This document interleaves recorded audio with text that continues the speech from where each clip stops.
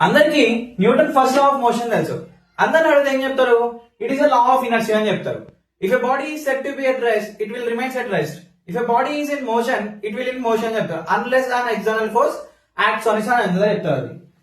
So కాకపోతే law of ఇనర్షియాలో మళ్ళీ two ఉంటాయి ఇందులో. ఇనర్షియా ఆఫ్ రెస్ట్ ఒకటి, మోషన్ ఒకటి. సో దీనికి మనం ఇప్పుడు ఎగ్జాంపుల్ తీసుకుందామా? సో నా దగ్గర ఒక స్క్రూ డ్రైవర్ ఇంకా పొటాటో. సో దీన్ని నేను పెనిట్రేట్ చేస్తున్నా ఇందులోకి.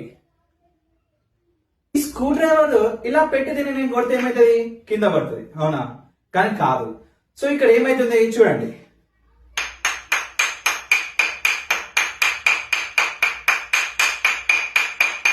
పొటాటో పైకి వచ్చిందా?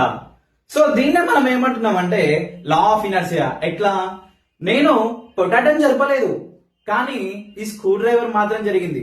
పొటాటో ఆ సేమ్ పొజిషన్ రెస్ట్ లోనే ఉంది, కానీ స్క్రూ డ్రైవర్ మాత్రం మోషన్ లోకి వెళ్ళింది. సో దీని ఏమంటాం ఇప్పుడు? లా ఆఫ్ ఇనర్షియా అట్ రెస్ట్.